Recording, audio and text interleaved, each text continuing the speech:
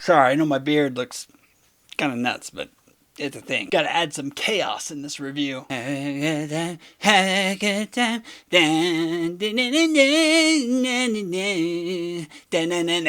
Bohemian Rhapsody. So Bohemian Rhapsody is written by Anthony McCartan and Peter Morgan, and it's directed by Bryan Singer and Dexter Fletcher.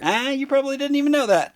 More on that in a moment. It stars Rami Malek, Lucy Boynton, Gwilym Lee. Oh boy, if you're watching this, correct me, because I definitely got it wrong. Ben Hardy, Joseph Mazzello, Peter Baelish, I'm just kidding, Aidan Gillen, Alan Leach, and Tom Hollander. Holy crap, Mike Myers is in this. Not that one. Who does he play? Oh well. Anyways, this movie was a suggestion from two of the greatest people on this planet because they were so kind as to subscribe to my channel. KatieBopMini and Emporia. Hey guys, what's up? Thank you for being a part of the channel. I hope you guys are having fun and that you enjoy this review because it's for you. So Bohemian Rhapsody is directed by the same guy who did most of the X-Men movies and that has some allegations against him. Sexual allegations. A few actually. For a long time. I'm speculating that this had something to do with him being fired from this movie. Yeah, he was fired and then he was replaced by Dexter Fletcher around the end of production. Okay, look, I can separate the art from the artist. But if I'm going to talk about somebody's greatest triumphs, I mean, I gotta talk about their greatest malfeasances, especially considering the circumstances and the effect it has on the public. He's rude on set if he ever shows up, and he's been accused of rape several times. Anyways, do your research, come to your own conclusion. The guy sucks and his film work is great. Let's judge his film work. Characters.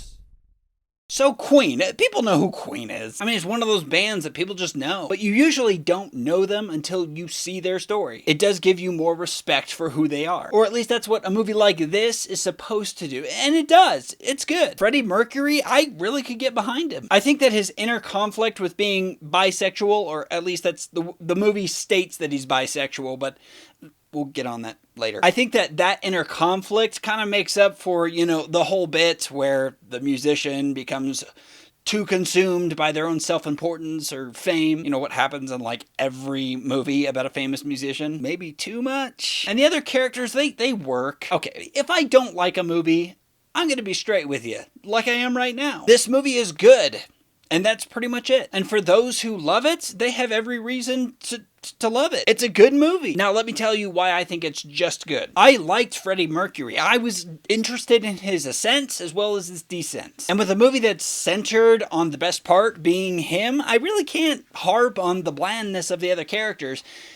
But I am going to address it. Look, the other band members and friends of Freddie, they're not bad. They're just noticeably less interesting. Too much, even. And it doesn't help that the movie doesn't seem to understand what kind of relationship the band has. It's whiplashy. Like, a member of the band will be totally good with Freddie, and then the very next scene, they're mad at each other with very little to no indication as to why. It's almost like that indicator was cut out.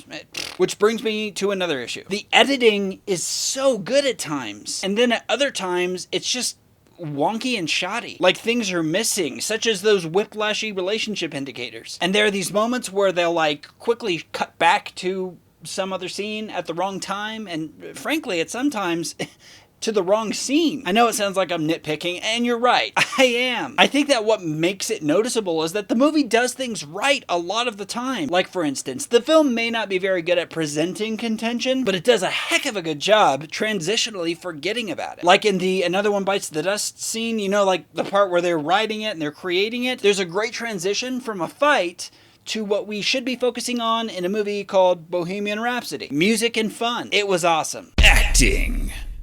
Okay, Rami Malek is great. The other peeps are okay. And there are times where the other peeps, particularly the band members, I was like, But whatever. We have Peter Baelish from Game of Thrones. And he sounds the same in everything. Like he's up to something. Or is he? Yes, he is. No, he isn't. But probably. Dialogue. It's good. No complaints. I was honestly going to leave it at that, but I gotta mention, there's a pep talk near the end that Freddie gives that I really like, where he doesn't want the public to know that he's dying, but he tells his band, and he says that he doesn't want the public to remember that about him. He wants the public to remember him for what he was born to do. Sing. That's a decision. And I bet it was a tough one. And good for him. If that's really what happened, that is. You know those historical movies, Little Rascals and their cinematic liberties? In fact, shortly after writing this, I found out that he supposedly didn't find out about the AIDS till like 3 years later. So take it with a grain of salt. It was a great scene. It probably didn't happen. Story. You know, the story is pretty run-of-the-mill, but we can talk more about that in the predictability section. Let's talk about the things I learned. Queen was kind of like the Daft Punk of the 70s and the 80s. Not by sound, but by methodology and technique. Daft Punk was obsessed with sound. What you could do with it, exploring it, experimenting with it. Queen did the same thing, just like Daft Punk. Their music is different and weird, and in a good way. And it adds to the excitement. There is excitement in this movie. For instance, my favorite Queen song is We Will Rock You, and seeing the creation of that song and how collaborative it was, so this may be more obvious to others, but I didn't realize that they created the song based on the idea that you can involve the audience, you know.